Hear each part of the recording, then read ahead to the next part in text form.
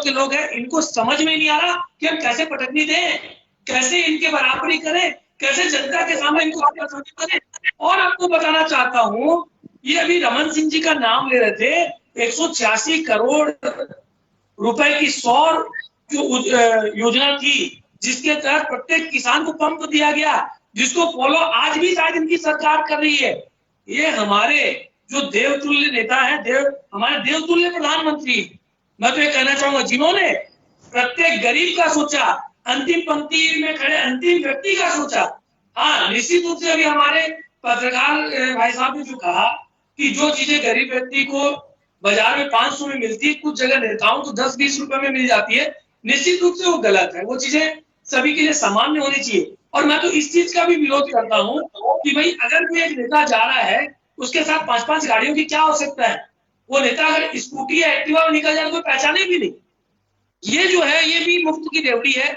आप एक व्यक्ति को 10-10 गाड़ियां दे रहे हैं, उसके साथ कारकेट चल रहा है। ये सब चीजें भी बंद होनी चाहिए, ये भी कल्चर में बंद होना चाहिए। इसका भी मैं विरोध करता हूँ। ठीक है, जवाब ले लेते हैं रवि जी। श्रीकांत भैया, बहुत सारी बातें हो रही है। पहले तो मैं अवधेश जी की बहुत तारीफ करूंगा, बहुत बेहतरीन तरीके से उन्होंने एक एक पॉइंट को रखा कि क्या जन कल्याणकारी योजनाएं हैं, क्या जरूरी है और क्या नहीं है जरूरी।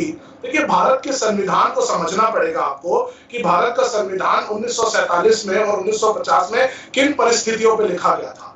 मैं उस पर आऊं, उसके पहले मैं अभी जो हमारे प्रवक्ता जी कह रहे थे, उन्होंने टीवी का जिक्र कर दिया, उन्होंने फ्रिज का जिक्र कर दिया, लेकिन उन्होंने 22 अरब की जो मोबाइल बटी छत्तीसगढ़ में, उन्होंने इसका जिक्र नहीं किया कि वो मोबाइलें क्यों बटी है। मैं अब बात करता हूं कि किन परिस्थितियों में संविधान लिखा गया था। देखिए, जस्टिस, इक्वालिटी, ये बातें हमारे संविधान के प्रियम्बल में भी लिखी गई हैं। जब तक आप सबको समानांतर अधिकार नहीं देंगे, समानांतर सुविधाएं नहीं देंगे, तब तक के कोई समाज का अपलिफ्टमेंट नहीं हो सकता। हमारे देश में बहुत सारी तकलीफें थी जब देश आजाद हुआ था। धीरे धीरे करके लोगों को वो सुविधाएं दी गई। जैसे एक समय था हमारे देश में पेट्रोल पर सब्सिडी थी, रसोई गैस पर सब्सिडी थी, लेकिन आज केंद्र सरकार दोनों पर सब्सिडी हटा दी है। आज मार्केट ड्रिवन हो गए हैं। तो उस साल आप देख सकते हैं कि 1200 रुपए 1300 रुपए तक के सिलेंडर चले गए हैं। हमें समझना पड़ेगा, ये बहुत बहुत बारीक लाइन है कि क्या मुफ्त में बांटा जा रहा है, क्या साड़ी और कंबल बांटना जरूरी है, कि जो उचित समर्थन मूल्य है उस पर वृद्धि करना जरूरी है। क्या पिछड़े वर्ग एरिया में जहां पर उद्योग नहीं लगे गए हैं, वहां उद्योग को प्रोत्साहन देना, वहां रोजगार जनरेट करना, उसके लिए सब्सिडी देना जरूरी है, कि इस तरह की नीतियां जो आज हमारे देश में चल रही हैं वो जरूरी है। बहुत बारीक लाइन है और सुप्रीम कोर्ट तक इसमें कह रही है कि NITI Aayog, reserve bank of India, finance commission, election commission सब बैठे और इस पर विचार करें कि क्या जरूरी होना चाहिए और क्या जरूरी नहीं होना चाहिए। अगर आप एक बात को समझिए, अगर कोई व्यक्ति 5,000 या 8,000 रुपए कमा रहा है और अगर उसको कोई भोजन मिलता है तो उसको वो भोजन के पैसे बचते हैं, वो उस बचे हुए पैसे से इलाज करा सकता है, वो बचे हुए पैसे से अपने बच्चों को शिक्षा दे सकता है। हमें देश की इकोनॉमी को समझना पड़ेगा। केवल इस तरह से एक बयान दे देना कि एक किस प्रकार की अगर कोई बांटा जा रहा है और मुफ्त में अगर सब चीजें दे दी जाएंगी तो देश कहां पहुंच जाएगा। निश्चित इस बारे में देश के प्रधानमंत्री जी को विचार करना चाहिए कि क्या उनकी श्रेणी में आएगा। अगर देश के वो देश के प्रधानमंत्री हैं, अगर उन्हें लगता है कि कोई चीज गलत हो रही है या कोई चीज जो है वो एक बाउंड्री के बाहर जा रही है, तो आप कानून लाइए, आप कानून लाइए, उसको राज्यसभा में लाइए, लोकसभा में लाइए, पारित करिए। किसने रोका है आपको उस चीज के लिए? लेकिन चुनावी बयानबाजी करना, पब्लिक के बीच में कोई बात को इस तरह से बोल देना और बाद में उसका स्पष्टीकरण नहीं देना और बाद में यह कहना कि हमारे बयान को तरोड़ा और मरोड़ा जा रहा है, ये तो बीजेपी को आत्मचिंतन करना चाहिए कि वो कहां पहुंची है। हम तो खुद कह रहे हैं कि जो जरूरी है, जरूरतमंद चीजें हैं, वो देनी चाहिए। मैं उदाहरण दूंगा आपको कि अभी वर्तमान में यूक्रेन और रशिया में युद्ध चल रहा है, लेकिन आज हमारे पास देश की एक भी एयरलाइन नहीं है। भगवान न करे कल कभी ऐसी स्थिति और विपरीत हो जाएगी तो आप कैसे अपने लोगों को लेकर के आएंगे? क्या कोरोना के समय में जो आपने वैक्सीन बांटी, जो पूरे देश भर में वैक्सीन लगाई, क्या वो फ्रीबी की श्रेणी में आती थी कि आपने स्वास्थ्य को पहले ऊपर प्राथमिकता पे रखा? क्या आपने ये देखा कि देश के बाहर जो लोग हैं उनको लाना जरूरी है, आपने उसको रखा? तो समझना पड़ेगा कि आप एक तरफ देश की चीजों को बेचे जा रहे हैं, उनको असिस्टेंस नहीं दे रहे हैं, एयरलाइन बेच दे रहे हैं, रेलवे बेच दे रहे हैं, सीनियर सिटीजन का कोटा, महिलाओं का कोटा, धीरे धीरे करके सब पर अंकुश लगते जा रहा है। तो ये तो समझना पड़ेगा हमें कि हमें इकोनॉमी और जो एक जरूरतमंद की चीजें हैं उसका एक बैलेंस कैसे मेंटेन किया जाए कि जहां पर लोगों को मूलभूत सुविधाएं भी मिले। मैं बताता हूं, हमारे देश में इतने आज की तारीख में आदिवासी वर्ग के लोग हैं जहां पर मूलभूत सुविधाएं तक नहीं पहुंच पाती हैं। तो वहां मूलभूत सुविधाएं आप कैसे पहुंचाओगे? जब तक आप जन कल्याणकारी योजनाएं नहीं चलाओगे, जब तक वहां की वो मूलभूत चीजें नहीं पहुंचाओगे, सिर्फ ये कह देना कि मुफ्त में जो है हमारा देश यहां चला जाएगा, तो ये तो मुझे समझ में नहीं आता।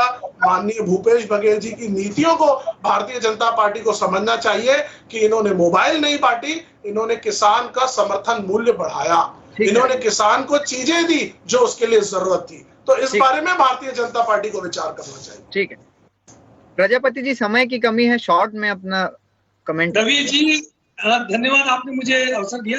रवि जी, आप जो बोल रहे हैं कि देश में मूलभूत आवश्यकताएं, मूलभूत सुविधाएं नहीं पहुंची है, आपको वाकई में चिंतन करने की जरूरत है।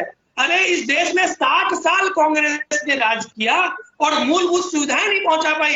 ये तो प्रधानमंत्री जी का भला हो, क्या किया वो बताइए ना। जिन्होंने हर घर नहीं पहुंचा।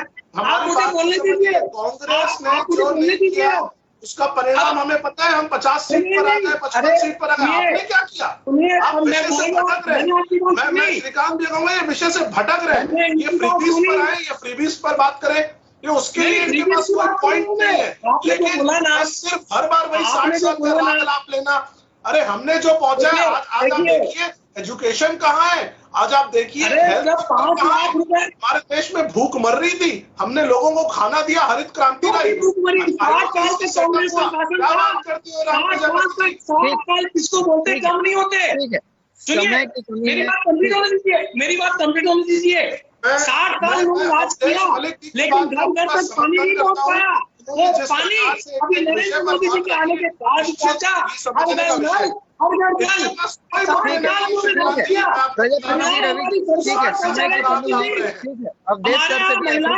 बस्तियों की महिलाएं सड़कों पर वकालत करती थी, करती थी। नरेंद्र मोदी जी ने संवेदनशीलता को समझा और आखिरी कमेंट लेना है।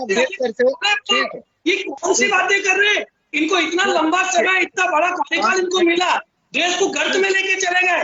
आज जब प्रधानमंत्री छोटी छोटी बातों पे गौर करके छोटी छोटी पंक्ति व्यक्ति सुविधाएं की शुरुआत की, विषय नहीं है। मैं आपको बता रहा हूँ प्रजापति जी, रवि जी, ठीक है, समय की कमी है, आखिरी कमेंट लेते हैं अवधेश सर से। अवधेश सर, रेवड़ी का जिक्र हुआ, लेकिन रेवड़ी कौन कौन सी चीजें हैं इसका जिक्र नहीं हो पाया।